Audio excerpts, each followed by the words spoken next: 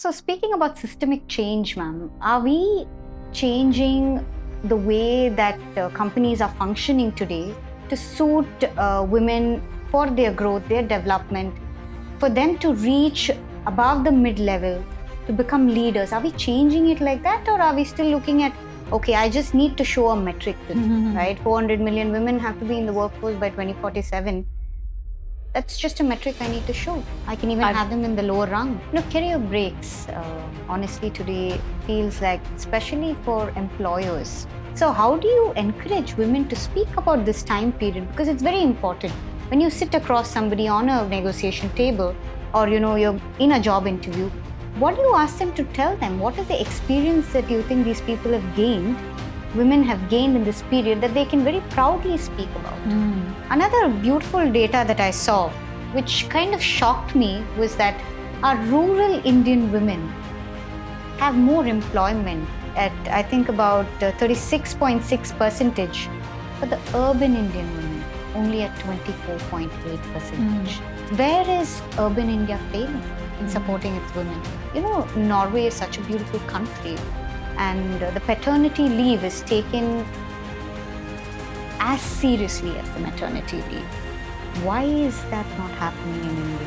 If the paternity leave has to be taken seriously, it's up to the fathers to go and say in HR, I need to be treated the same as women. Why are women being given the maternity leave? Why am I not getting the paternity leave? So it's the opposite side of the coin. There's a level of mockery when somebody goes to ask, "Nee edukku vandu kekra? Nee aambala thane?" What a sad thing to hear in this age and time. When I was running an entrepreneurship, my husband had a huge brain surgery and was in a hospital for 9 months. I could have just said, I'm dissolving my entrepreneurship. I'm not going to work in this business. It's very easy to give up, but you can't give up.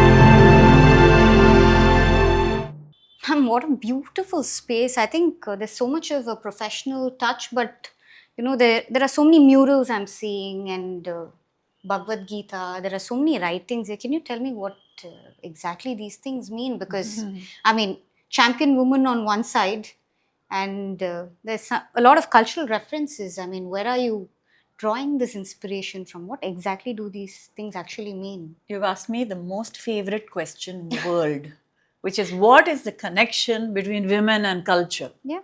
It is totally connected. Okay. It is a woman that handles the baton of culture to her family, to the community, to the nation. So when I started this business, originally it was Global Adjustments. Right. And it was a business which helped foreign direct investors come into India and understand the business mindset, cultural nuances, so that they could be successful in living in India. That business is handed over now to my daughter, Rohini, Manian, and her team, and they do a great job. When I stepped into the non-profit world, it was clear that what we needed to do was explain our own culture to our people. Absolutely. And who better than champion women to say that too? Because once you tell one woman, she'll go tell 4 others. So I found that it went to so many people. So if you just look at around, I mean, if you just want me to talk about one mural, for instance, I can tell you, there's a depth of meaning hidden in everything that has been hand-picked and decorated here. This particular mural is my favorite because it's been done by some Kerala women artists. And it's one verse of the Gita that I'm very fond of, which inspired me to do Champion Woman. And it goes like this. It's a Sanskrit chant that says, Kirti Shri Vakcha Narinam Smriti Medha Dhriti Kshama. These are the qualities that are feminine qualities in all human beings. But the woman displays them even more. See, in our culture, if you say it in Sanskrit, half of us don't understand it anyway. So if you just look at the translation of that, Gayatri, the first quality is, in the feminine qualities, is fame. So when you look at the quality of fame, I interpreted that as brand.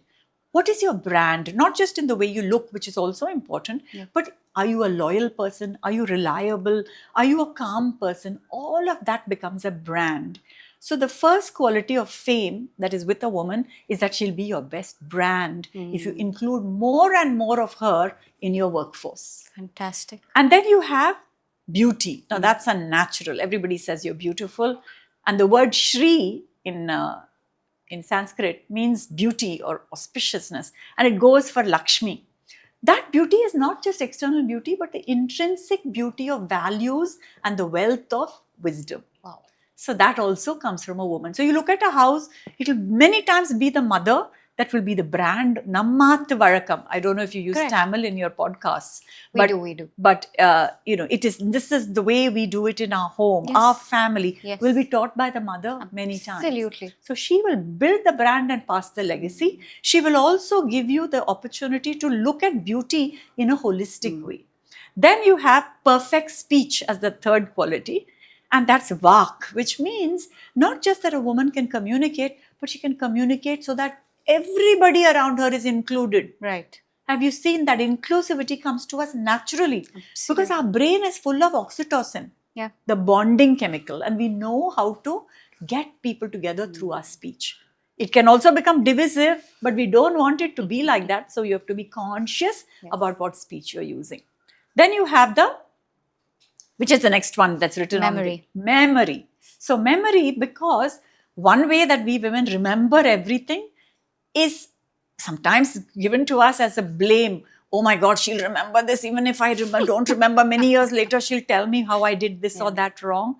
But that's the negative side. Memory actually means we know all the details. Our right brain and left brain are fused in such a way that word and emotion will be together. So we automatically have intuition. So we come with intuition. A woman power always brings intuition to a team. And then intelligence, natural buddhi. We have natural way of knowing how to get things done, understanding it. So there's no need for a woman to think I'm less intelligent than my spouse. I can't handle my financial independence. Why? You have the intelligence. Apply it and you'll know it. And then you have loyalty and forgiveness as the next and last two qualities. Loyalty, because think about it. No woman will leave a job to go to another job because it's paying her this much percentage more only. True. And the loyalty of the woman is also to the manager, not just to the organization. So you have to value your women, show them how they fit into the big picture, then they do really well. And forgiveness, the last quality, such an important one. It comes to us naturally. Because so many things have been done to women over generations. Nobody really holds it forever. They let it go and they take the positive side and go forward. And that's why this is my favorite verse. We built Champion Woman with this inspiration of the Bhagavad Gita. We are helping business women to do even better.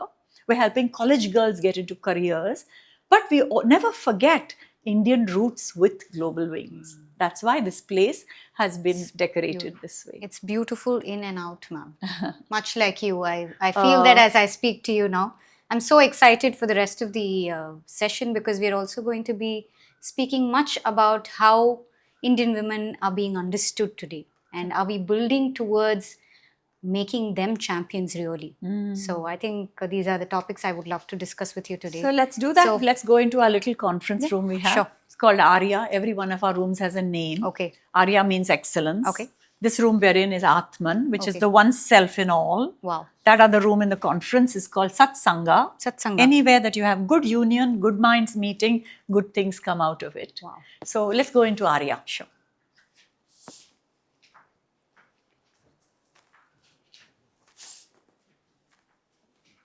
Ma'am, as we were speaking, one thing that I understood about you and the space is that you don't see things from a single point of view. There's some sort of a metacognition that has happened.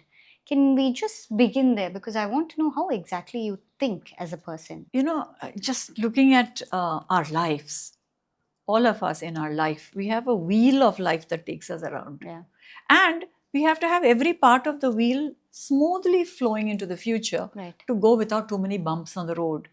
So when I look at something, I do tend to look at the peripheral vision along with the clear vision of the future.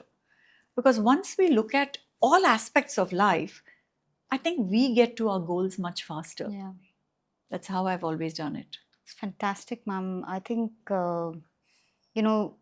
starting this podcast, it has felt very, very connected to me because in the last 10 years alone, right, the struggles that I have personally gone through have been struggles from the within. It has not been really struggles from the outside. So we will touch upon these topics today. I want to understand, you are somebody who's valuing independence in a very different way. Like, we know financial independence is important, but how do you look at it, ma'am? Really, why is financial independence so important? I mean, other than paying our bills, why is it so important for a woman? As you said, it all begins from the inside, and happiness is inside. Right. So we are trying to push the door open to get to happiness outside. But you got to feel happy and satisfied inside. And with that, you have to go seek a job, a career, more money, the right spouse, all of that, right? Right. So I think financial independence for a woman, when she starts making her own money and doesn't feel so dependent on others, even for day to day or luxury, Right. when she has the authority to spend also given along with the earning capacity, it just makes her feel fulfilled. Right. And this sense of, I'm not here only to serve, I'm here to give. See, the hand, often my mother used to say this, you should have your hand like this, not like this. Why are you always asking? You should be giving. And I think that helps a lot. Financial independence helps a woman think. Right. If you don't have financial independence, you won't even think for yourself. In time, you'll stop thinking for yourself. And that's hardly a way that a woman can live her life, isn't it? Absolutely, ma'am. I think, the cultural references that we took earlier, I just want to ask a very simple question. Back then, the only reference that people tend to give you today, the men in life, for many people tend to say is that, அந்த காலத்துலலாம் என்னோட அம்மா வீட்டில தான் இருந்தாங்க. இப்பதான் ரொம்ப avaricious-ஆ இருக்கீங்க எல்லாரும். What, I mean, can you give some sort of a cultural reference to how we should be thinking about it and not refer to something that is not actually factually right? So see, being at home isn't a wrong thing, right? Homemakers, I have the utmost respect for them because they are doing unpaid labor much more than the working woman. Absolutely. If she chooses to be a homemaker, great, let her. But I'm just saying you should also be contributing along with that. We can't just be with my husband, my kids, my home, and that's it. The four walls, my parrot and my dog. That doesn't work. Because only when we look beyond that, we feel fulfilled. And even in those days when my grandmother stayed at home or my mother stayed at home, that kind of a reference, she was serving a broader community. Think about it. She was doing some things at the temple. She was doing other things. If she was cooking, she was serving 5 other people with it. I'm saying even follow that same model today.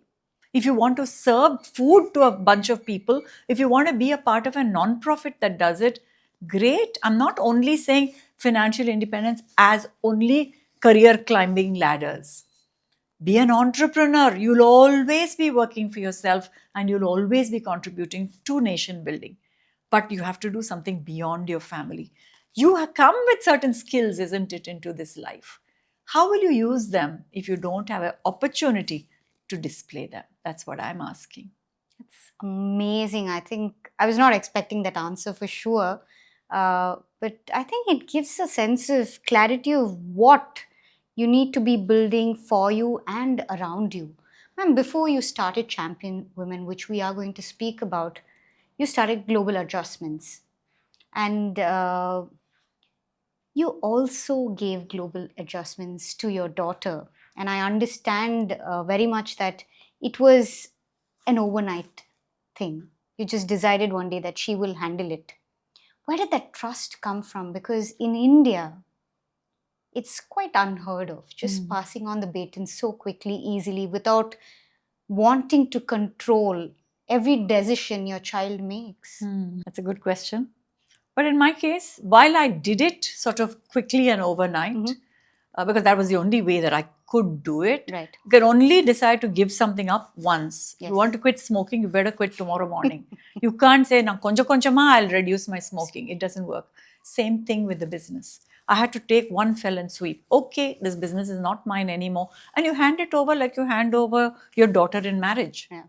But I must say, I had a very capable daughter, Right. a very empathetic daughter, who believed in the future of the brand that had been built and had a lot of value for that brand. Till today, she keeps talking about how important that brand has been. And trusting is not a natural thing that comes. I have to tell you, I'm still work in progress.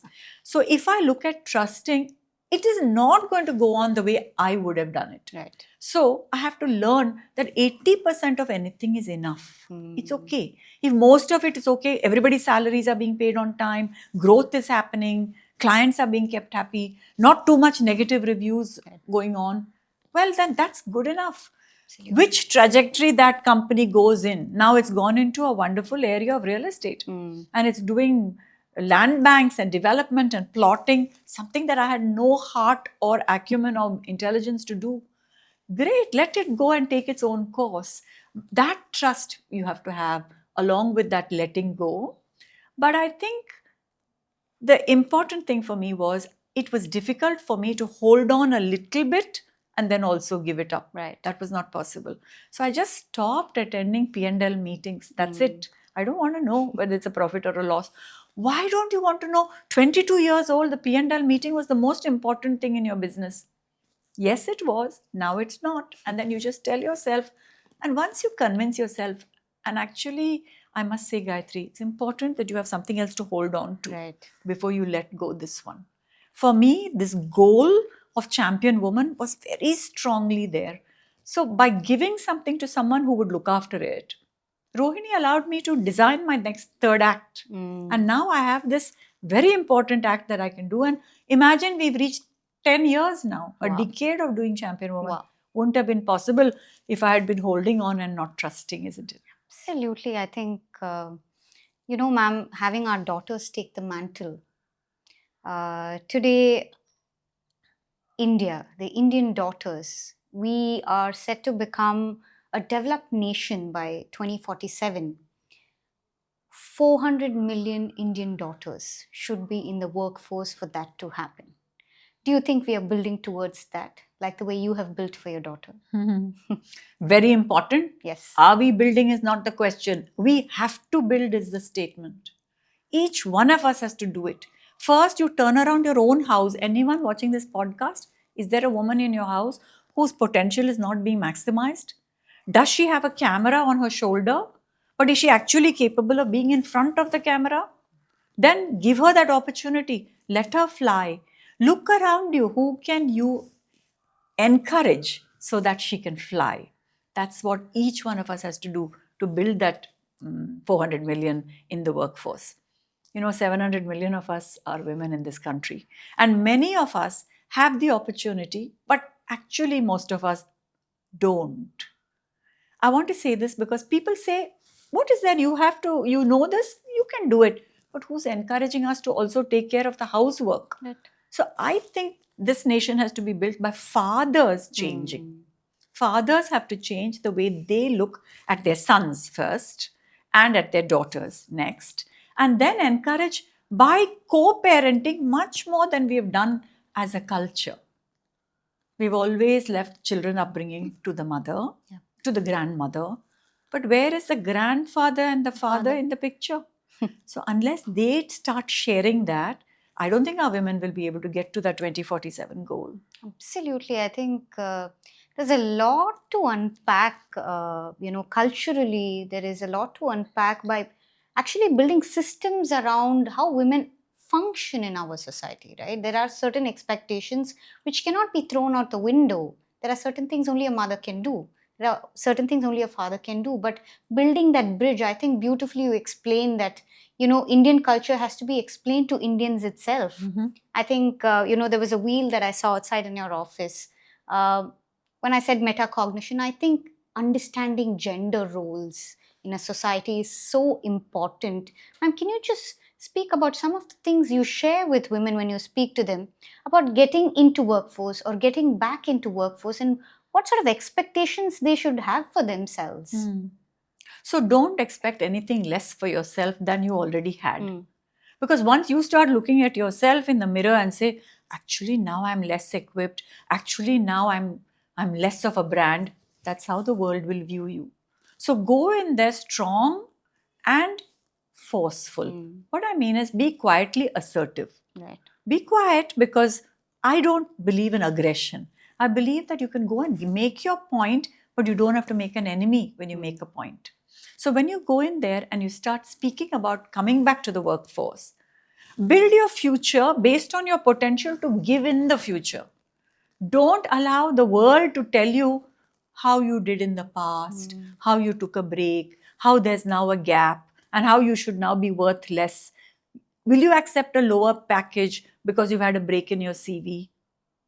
Those questions, there shouldn't be a space for it, because actually the world is realizing that men and women are contributing equally and should be paid on equal basis. And if you speak up for yourself, then you get what you ask for. So speaking about systemic change, ma'am, are we changing the way that companies are functioning today to suit women for their growth, their development, for them to reach above the mid-level, to become leaders? Are we changing it like that, or are we still looking at, okay, I just need to show a metric today, right? 400 million women have to be in the workforce by 2047.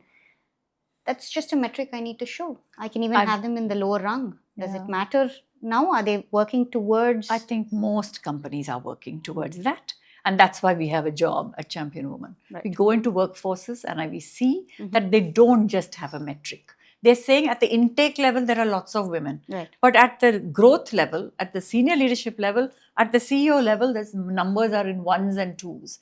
So they're saying, I have a leadership pipeline. How am I going to strengthen that leadership pipeline so that they can become the true leaders? And that's when our program does very well. For example, we went into Ernst & Young. Right. And there are many of those women that were in that audience were actually director level. But they wanted them to become partners. So a partner of a Ernst & Young or a McKinsey is a huge job. Huge.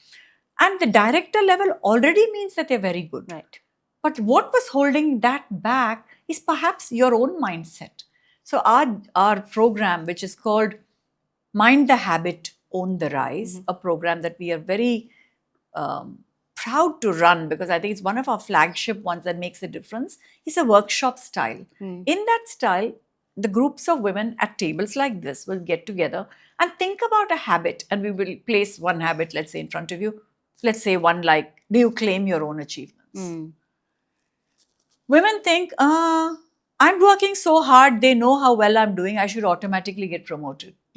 But unless you claim your achievement, I worked with 67 clients, out of which 63 have increased the package that they're paying our company because they're happy with the services. First of all, you should have that data. Right. Second, you should be able to speak up about it with data. Yes. Then you will be able to own the rise that happens. So that kind of work, many companies are hiring people to come and teach. And they're interested not just in internally finding what they call a sponsor or a mentor within the organization. And they're doing this for a lot of their women already. But they bring external people like us in because we tell the story from a neutral perspective. Right. We use a little bit of theory, but we actually work with emerging data. And that helps the woman think, this is what I've got to do. I've got to stop this disease that I have to please everybody. Why should I please everybody? If I keep some of the people happy, most of the times I'm already doing well. So that kind of teachings or learnings or co-learnings and co-mentoring is what we do in our workshops. That's fantastic, ma'am, because, career breaks, honestly, today feels like, especially for employers, somewhere there is this, what do you call it? You just feel like when you're sitting across somebody and explaining that you've taken a career break, it feels like such a negative thing to share. Or that's what you're made to feel. And if I've taken a 2-year break today, right? I come to you saying that, oh, I took maternity leave. Oh, I took 2 years off because I had to take care of ailing parents or in-laws. Why are we made to feel so sad about, a part of life where we've still learned something. So, how do you encourage women to speak about this time period? Because it's very important. When you sit across somebody on a negotiation table, or you're in a job interview, what do you ask them to tell them? What is the experience that you think these people have gained, women have gained in this period, that they can very proudly speak about? Because somewhere on the inside you feel low yourself, right? You're seeing women across different economic backgrounds. The story is very similar. Absolutely. I think a woman in every economic background has the same need, and that starts with self-esteem. Right. She has to have self-worth. She has to feel like she's a contributor. She has to be able to speak up about what she's good at. And so in all sessions, I mean, we worked with the Bus Transport Corporation of the government, and we had 1,200 women across different parts of Tamil Nadu. You go to Salem, you go to Erode, you go anywhere, the needs are the same. Yeah. The program has to help the women feel happy. Right. So, and it has to help make the women remember the childhood innocence and joy that they had. So we just put activities into all the programs when it is at that level. But the takeaway, the debrief of the whole session is, I believe in myself.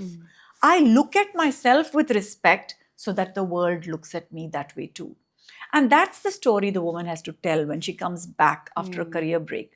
Returnee-ship, they call it, right? In many corporates, they call it returnee-ship. Returnee-ship is such an important thing. Imagine, you didn't just let it go. You didn't quit. You took a break because life expected it or demanded it of you. And then you had the courage to come back and do the same thing, but only thing you're going to do it even better. So you come back with at least 3 to 5 skills that you did learn when you were doing the break time. What was it? Was it multitasking? Was it damage control? Sometimes something was said, something happened. You had to come and be that person who was the buffer, the diplomat that sorted it all out. Did you learn perhaps to put teamwork together? Because even caring for an elder patient or an elder caregiver has so many moving parts. You have to have so many doctor's visits and nurses and medication and tracking and all of that. And you've become even better at process orientation. So I'm just saying, whatever you learned, put it down in a journal and then reflect on your journal and put it now back in your interview in a business terminology. Say, I've become better at process orientation. Don't say I was giving medicines to my mother-in-law who was in her last stages of cancer.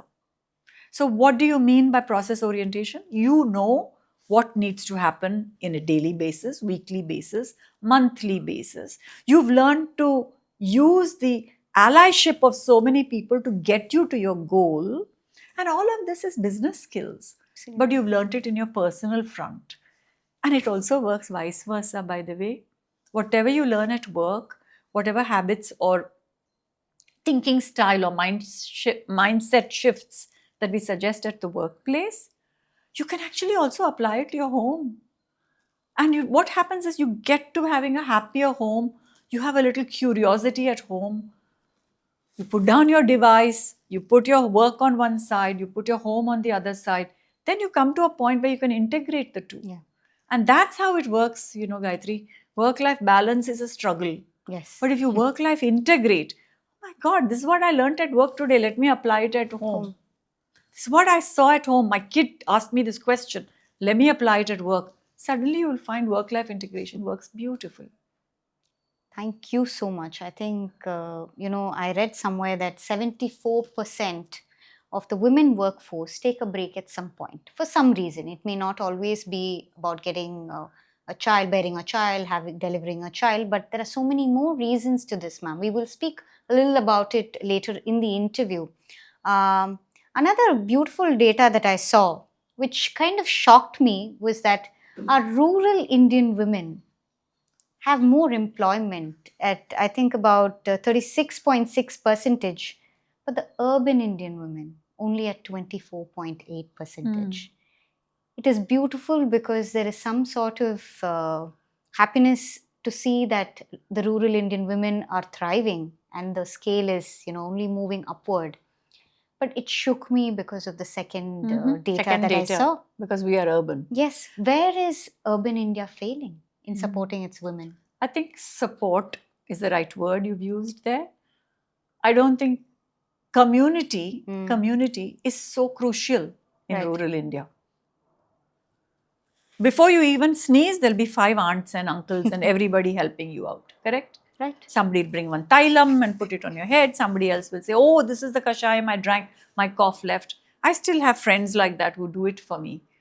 But in urban India, we're almost isolated. So in urban India, if a woman has to put her kids in a creche and go to work, her support system is low. I think the mistake is, while we have become a nuclear family, we shouldn't be giving up this community feeling that we have. In the West, the so-called advanced nations, we are an advanced nation, but the so-called advanced nations are also in a nuclear family. Nobody lives with 3 generations in one household. But they have very good support groups.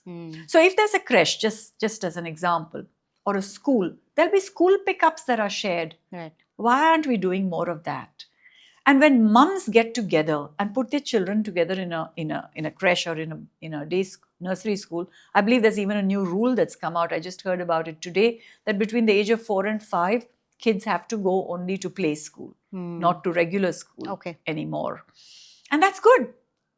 But I'm saying mums should be getting together in the nursery school and saying, or the creche, and saying, you know what, we'll take a roster, and once a week or once in a fortnight or a month, depending on the numbers, one of us will take the responsibility to make sure that the running of that creche is up to the mark of what we all require from a safety perspective, from a hygiene perspective, whatever it is that you need.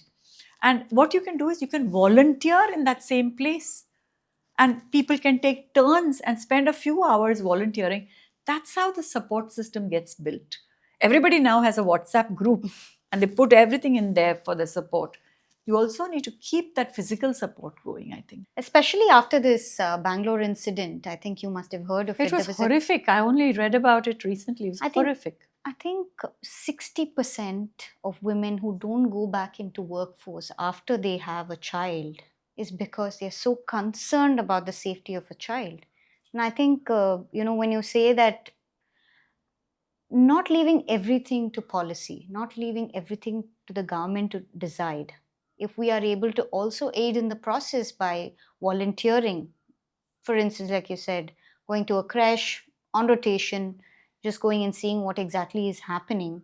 I think being more mindful about the community that we are building should really impact our society at large, and bringing more women to the table today, ma'am. Can you tell me, why are we seeing an exodus of women from the workforce? Almost 58% today leave because there's some sort of there's, like we discussed earlier, there are people going because they have elders to take care of. This is beyond maternity, right? Even other than that, there are so many women walking away. We discussed this earlier a little bit, and you said that corporates are trying to They're fit doing a this good agenda job. in. They're working hard. But why is it still at 58%? Why are people walking away? I don't know the numbers. I'm not in that game. But if women are taking a different choice, it's also because our country needs to speed up how it's going to work with its elders. So elder care is a sunrise industry, I think. So when a woman quits, if she quits her current job, she can't be resting permanently. She has to start a startup. How is she going to work with elder care? What's going to stop her from becoming the next entrepreneur that does that? Absolutely. A group of women can get together and start a grandma's club. I don't know. My mom is not doing anything. Your mom is not doing anything. Let's get all our moms together and start a grandma's club.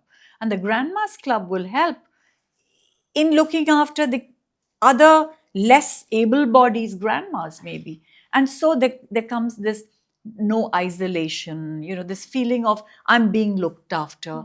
Because our culture is not still ready to send our elders into an old age home or as we call it, old age home, they call it assisted living. We're not yet there because our assisted living is also pretty pathetic in the quality that it has right now.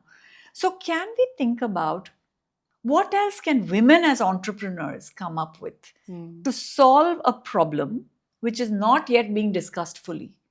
Because you're talking about maternity breaks being only the slim edge of things, that the elder care, palliative care, illness, those milestones are keeping a woman away from her workforce. There is much more understanding now for work from home, for flexi time working. And so I think the government and the corporate world is accommodating women. But I always say we women have a responsibility to also display excellence in whatever we are doing. So if I give you a job and you're going to get it done, you've got to show me how you got it done. Whoever it is, you've got to show it. If you just stay home and do work from home and I have no idea what you're doing, remember, I'm blind. I don't know what you're doing. You're at home 5 days in the week. One day I see you. Okay? I don't know what you're doing. You should be having a reporting system, not because your boss doesn't trust you, but because you're happy that you achieved all these things in those 5 days. Yeah. And you should be having that to showcase. I'm not talking about tedious long reports. I'm talking about results. Show that now the viewership of the channel that you're running went up 22% in this 1 month. Bring that factoid. Sometimes our social media person will make us sit down and show us that. And we know then that that's what you're doing when you're working from home. So I'm saying there's some kind of self-ownership that we have to come up with.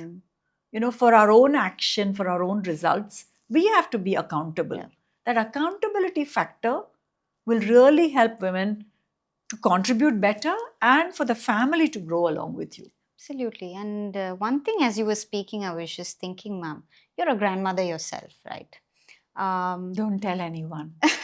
I have 4 Sure. granddaughters. Definitely not the million viewers who watch the show, but ma'am, I wanted to ask you, see, today, the dependence on grandmothers, I won't even say grandfathers, the contribution is much less in taking care of their grandchildren. They have done this for many years, many decades, taking care of the family, taking care of their sons and daughters. And then now I wouldn't call it a burden. I mean, it's a joy still, but sometimes it's very tiring, right? It is. To burden them with the idea that they're again so responsible for an extremely active toddler or a growing child who requires emotional support. It's taking away from their life as well. I come from this from a it's very close to my heart, this subject, because I see how our parents really try very hard to be there, but they also want a life of their own, which is beautiful, I think. But this balance, how does one strike this? So actually, I was joking when I said, don't tell them I'm a grandmother. I want to tell you, I'm very proud to be a grandmother. Yeah. If I could have had my grandchildren before my children, I would have done that. That's how beautiful it is to be a grandmother. And so the idea is that you don't have total and sole responsibility for those babies that are coming up. They're bright, they speak just from the heart. You relook at their innocence and you have a wonderful time. But as grandmothers now, many times the working mother has given a nanny along with the grandchild for you to look after. So it's not that kind of tedious work. Yes, the active toddler, you have to look after that they're safe, but don't be over protective. Let the child fall a couple of times and graze their knees. And it's okay. They'll stand up and they'll put the band-aid and they'll grow better with it. So on the other side, setting your own boundaries, whether you're a woman, whether you're a mother, whether you're a wife, whether you're a grandmother, you must have boundaries. There are times when I will not answer the phone calls. There are times when I will not be messaging instantly. Right. And even if people ask me, but you were online and you didn't answer mine, I don't know. I must have left it online. I was at the gym, but I didn't turn my WhatsApp off. Anything like that. But after a point, you have to have certain windows when you're not going to be disturbed. Right. You have to take time for yourself because only if your cup is full can you pour into another cup, isn't it? If your cup is empty and depleted and you're tired, you can't be of much use to the others. So I always take my breaks. I go with solo trips. I go with my girlfriend somewhere. Of course, I spend time with my partner, who's my best friend. I make sure that I have time for the elders. I love to be around elders. So I do that because there's something about I see myself there in the future that I enjoy giving to. And then I also spend time with my own children, but with much more joy to my grandchildren. So I think as a young mother, if you're looking at this, don't burden your parents with the 100% responsibility, but expect that whatever they do for you, just show the gratitude and give a few ideas on how that can be taken forward. Some games and toys. Nowadays, I have to ask AI, what shall we do? How shall we entertain a 2-year-old? How shall I entertain the 7-year-old? And it gives me 5 different ideas. Yeah. But at the end of the day, I just take the chapati atta and make a ball and give it, and she's 15 minutes playing only with that. You don't need too much to keep them happy. Yeah. It's true. Fantastic, ma'am. I think a right balance of some time for yourself in the midst of all this is so important. Putting more responsibility on the men today, let me ask you one more question that has been bothering me. I think there was a conversation I had with your team member early on, I think last week. Norway is such a beautiful country, and the paternity leave is taken as seriously as the maternity leave. Why is that not happening in India? It's high time we did that. Yes. Because we think there are household help to do it. But that's dwindling now. It's not easy to find childcare that's responsible even in India. So one business idea, start a childcare training system and have childcare trained staff that are paid as much as a professional. Don't undermine them saying household help. If they're trained for CPR, they know how to resuscitate your child. If they know how to engage the child intellectually, let them sit at your table and have the cup of tea. Don't relegate them to the kitchen. Right. So there is that cultural hierarchy that has to dissolve if this has to happen. And the second thing, if the paternity leave has to be taken seriously, it's up to the fathers to go and say in HR, I need to be treated the same as women. Why are women being given the maternity leave? Why am I not getting the paternity leave? So it's the opposite side of the coin. I'll be very happy if there's a march that's taken out one day with fathers asking for paternity leave. Because that's how you have to raise awareness in our own country. Absolutely. And I think there's a level of mockery when somebody goes to ask, நீ எதுக்கு வந்து கேக்குற? நீ ஆம்பளை தானே? What a sad thing to hear in this age and time. Yeah, it's a very ancient way of thinking. Yeah. It'll take time, but I have no doubt at all that will happen. I see many young couples now co-parenting much better and sharing the tasks. And I think it's coming. I think it's a little slower, but it'll come. Do you think it should be a policy decision instead of corporates having to suddenly inculcate this into their culture? I think it's a good idea to start with a policy decision, but to actually roll it out, it has to be corporate by corporate, they have to take it on, which will be hard because productivity will go down. Yeah. So just as you think the productivity goes down if I give a woman the job, now giving the man the job is also going to make the productivity go down. So I think this flexi time with work from home for paternity leave will also be a via media. I mean, not too extreme and yet keep the productivity going. Right. I don't know enough. I'm just thinking aloud here. Very happy to hear from somebody so experienced because sometimes minds like this have to come together. So I leave you with that manifestation today that wherever you walk in, ma'am, if you can make a request, I think it'll support a lot of women that really need the support. That will be great. Yes. And if I can tell you that the most important skill that we have to re-inculcate in India is mindfulness. Right. We've become such a fast-paced generation, so busy doing so much that we've forgotten some of our basics. If I say the word yoga or meditation, people are saying, oh my God, fuddy-duddy, I don't want to listen to this. But it's not true. Only if your mind is in your control, if you can start your day calmly, you can handle the challenges of the day. Yeah. And then when the big challenge comes, which by the way, it comes pretty often, you can be resilient enough to pick yourself up and bounce back. Absolutely. And continue to hold your power and give it back to the nation. All of that depends on mind power. And I think it's very simple techniques are available. In our sessions, we inculcate the simple yogic practice of alternate nostril breathing, which goes back to the brain power of brain intelligence science, of oxygenating both halves of your brain so that you can use it to live in the present and give solutions to yourself. Absolutely. We use gratitude journaling.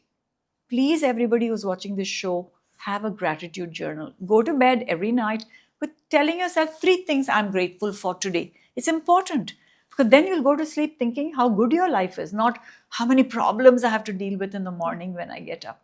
And finally, 10 minutes a day, find time for silent centering practice.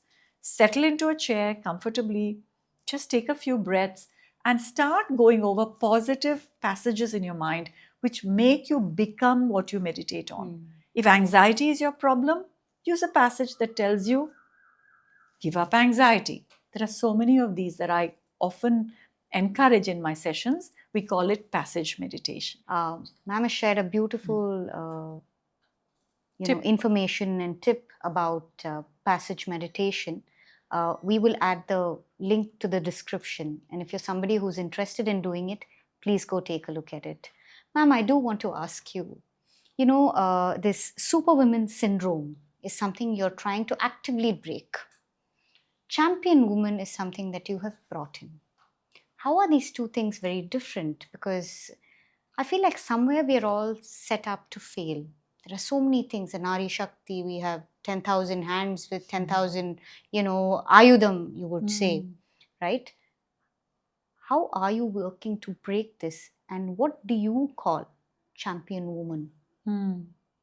So, superwoman syndrome is about wanting to be everything to everybody. Right. It's about saying, I have to please 100% of the people 100% of the time. That pressure, who's putting on my slim shoulders?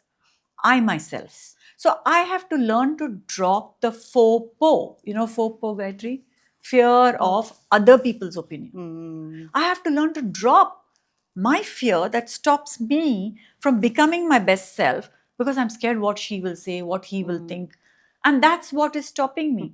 So the first step that a champion woman does is she works on how am I going to drop my fear of other people's opinion? How am I going to care more about my opinion of myself? That's where self-esteem building happens. So you raise self-esteem, you drop fear of other people's opinion. This is one difference between champion woman and superwoman. The superwoman syndrome can be broken with 2 other things. And that's what champion woman does. The first thing is learn to throw something or delegate something to another pair of hands. Only if you do that can you pick the things that you're really good at and do it brilliantly well. Why are you trying to do a little bit of everything? Then you're becoming a mediocre woman. You're not super, you're not champion. We can't be mediocre from today onwards. After watching this, everybody has to say, I'm a champion. And so what do you do for that? What do you throw? I don't know. Do you have to have a whole day's work, come home in the evening and sit for the math homework with your child when you yourself are not good at math? And then stress yourself about that and shout at the child? I don't know. Go to bed sad that you shouted at the child? Look at that cycle. It's terrible, isn't it? So if you could throw or let go. When I say throw, I'll tell you why I use that verb throw. When you throw something, it means somebody else is there to catch it. So you only throw the ball and somebody else catches it. Give the math homework to somebody more capable than you. By the way, you're not the only capable person in the whole planet. That's what a champion woman has to stop believing. There are other people who can do what you are doing, maybe even better than you. But you got to give them the chance to do it. So you have to let go by letting them catch. Once they've caught it, it doesn't mean that you forever let go your child's homework. I'm giving the same example. You can come back when the board exams are there and decide, now I should really be spending some time with this situation. So you come and you spend some quality time at that time and say, you're working here, you're working so hard, you've been working for your 10th grade exam. I have all this work to do from my office. I'll sit on the other couch and I'll stay awake with you tonight. You're not doing the math homework. You're not good at it. You're doing your work, he's doing his work, but you actually have shown support. Such a child feels supported when he becomes an adult. He stops looking for who else to blame for his failures. He realizes that, oh my God, this kind of support, silent support, is what I have been growing up on. And that's what I will share. So that's the second difference between the champion woman that lets go the superwoman negative part of that syndrome. And the final one is, there are some things that can change and some things cannot change in life. You have to learn to know which one is which. And what can change, you have to set about changing it. Again, going back to not worrying about what will others say if I change this. And that example came to me in my life because when I was running an entrepreneurship, my husband had a huge brain surgery and was in a hospital for 9 months. I could have just said, I'm dissolving my entrepreneurship. I'm not going to work in this business. It's very easy to give up, but you can't give up.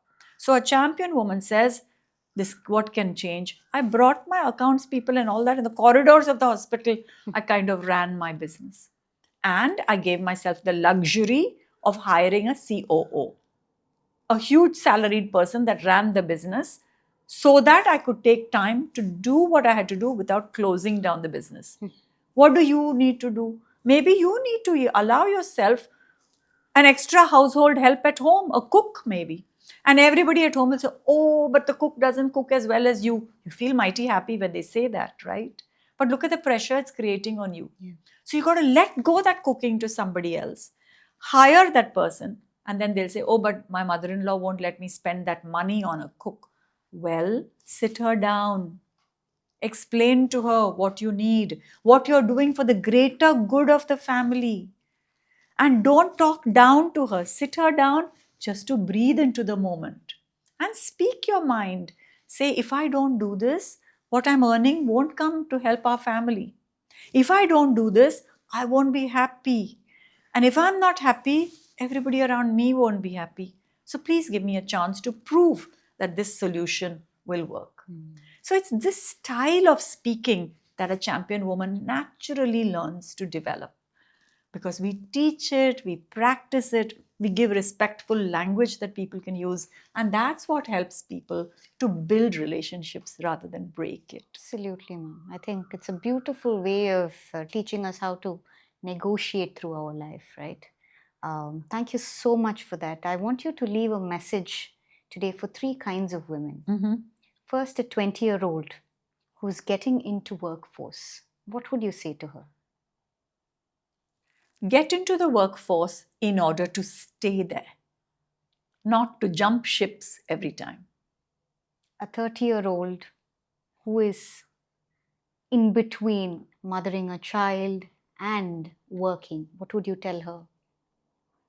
Drop the guilt. The same child will take over and become your mother very effectively.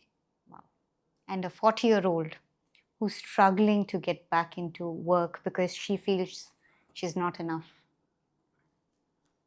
The world needs you. Come back strong. Thank you so much, ma'am. I think that's been one inspiring interview, and I must say that I've learned so much. Thank you, Gayatri. I enjoyed our conversation. Thank you so much. Good luck to At the BRIM.